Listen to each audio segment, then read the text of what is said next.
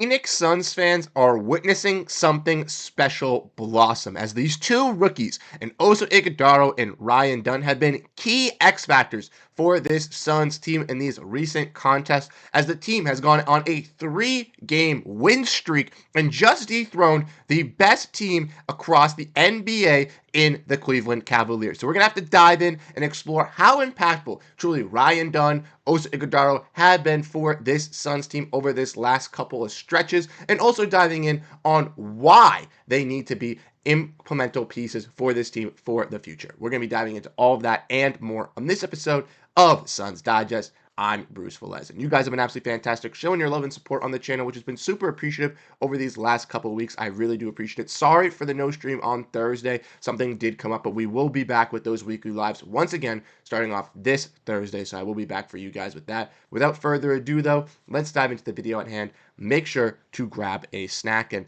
let's get into some Suns news, as this is amazing to see, as we kind of talked about with this team, as these two rookies are really stepping out and cementing themselves as key players for this Phoenix Suns rotation and for this Phoenix Suns team. And it's desperately needed, as the Phoenix Suns, right, as we know, are in the play-in at this point, but still want to stay in that play-in and compete for the chance to make the playoffs at the end of this season, with stars like Kevin Durant and Devin Booker, who have been very, very solid this year. But as we mentioned, the Suns took on the Cleveland Cavaliers last night, beat them 123-112. And in this contest, we saw some great performances, like I mentioned, not only from these rookies, but other players as well. Kevin Durant absolutely went off offensively, 42 points, insane juggernaut. Tyus Jones and Royce O'Neal were hitting some spot-up threes occasionally for this Suns team to really get them going on that bench unit. But like I said, the introductions of some of these young guns like Colin Gillespie, Ryan Dunn, Oso Iguodala have moved mountains for this Phoenix Suns team. And as you can see in yesterday's performance, Ryan Dunn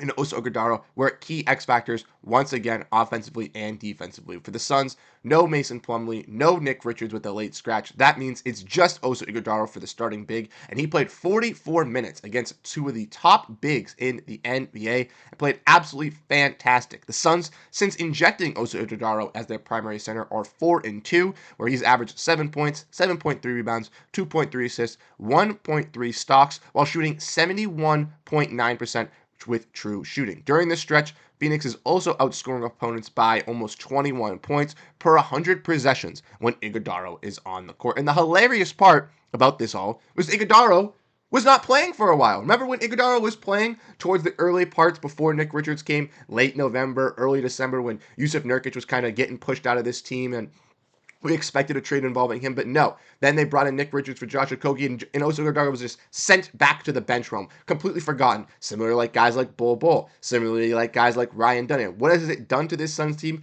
Completely hindered their chances, as we have seen, Oso Iguodala is arguably the best center, if not one of on this roster. Now, obviously, Richards has more fundamentals, has more of a rising place for this Suns team, I think, in my eyes. I think Richards at this moment is better than Oso Iguodala, but I think Oso could kind of live up to the potential. And I've mentioned on this channel multiple times in the past that Oso can be that backup big for this Suns team, and it's clearly being shown right here as Oso Iguodala is getting these valuable minutes and getting this ample time for this Suns roster. And like I mentioned, Keith Smith responded to me, even responded to this when I asked him about Oso Iguodala, because I know he's a big fan, and he let me know that, like, once again, he played great against that Cavs front court. Loved how aggressive he was on those boards on both ends, with some terrific passing reads and good contests on defense. He should have been in the Suns rotation all season and never fallen out of it. And I agree, Keith, 100%. But not only has Oso Iguodala been impactful, but Ryan Dunn, the other Suns rookie, has been impactful as well. If we want to look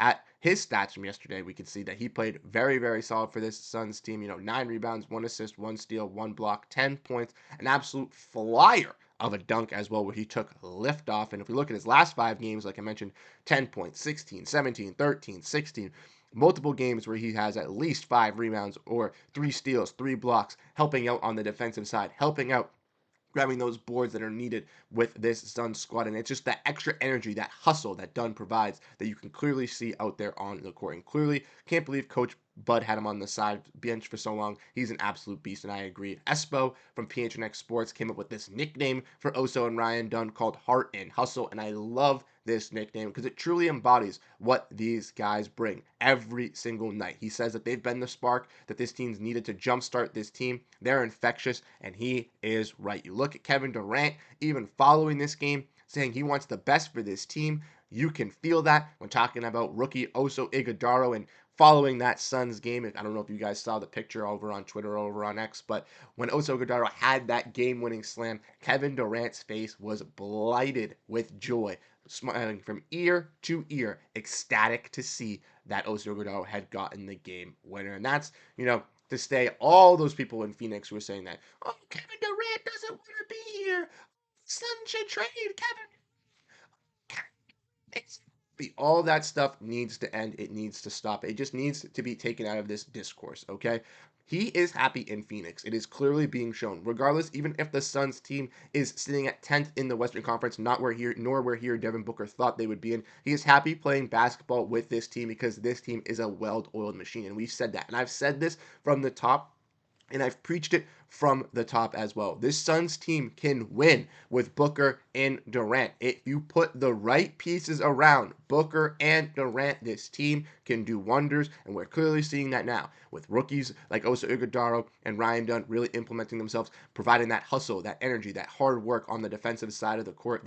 Those extra plays are just needed from this Suns team, especially when guys like Kevin Durant and Devin Booker were forced to make up those plays on both sides of the ball before these guys were injected. We also have to mention Cody Martin. I did a video on him recently as well, so you guys can go check that out. But Martin was also an engine for this Suns team. Stats are not going to show that, but obviously the hard work and hustle is shown with him clogging passing lanes, being disruptive on the defensive side, helping out on other defenders, and clearly being just a great vocal leader for this Suns team. We also have seen Ryan Dunn talk about it as well, with him being a great leader, and I can clearly see that.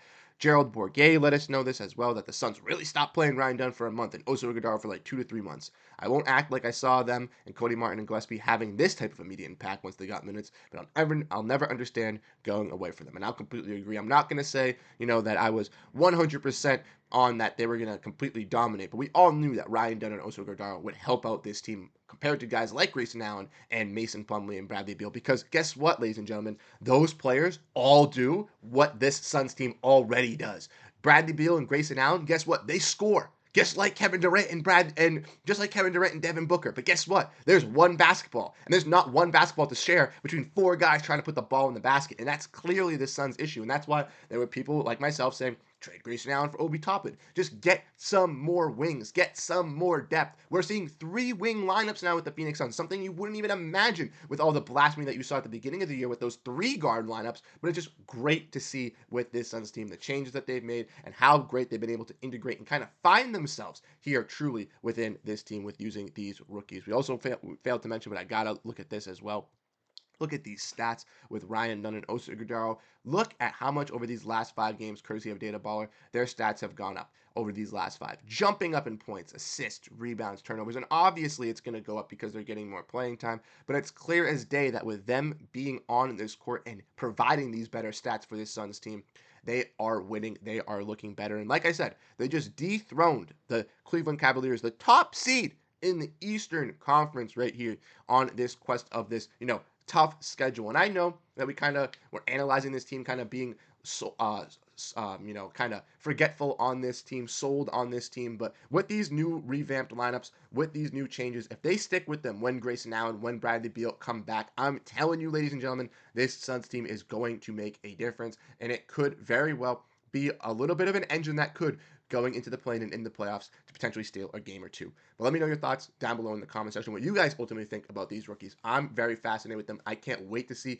how great they truly turn out to be for this Suns team. Not trading them at all, not involving them in any trade package. Keep them, invest in them, build with them alongside Kevin Durant and Devin Booker, because it clearly shows that Oso and Ryan Dunn are both win now players and can clearly help and contribute to that on that side of the ball. Let me know your thoughts down below in the comment section. Thank you guys so much for tuning in, and I'll catch you guys in the next episode. Have a great rest of your day, and go Phoenix Suns. Peace out, everyone.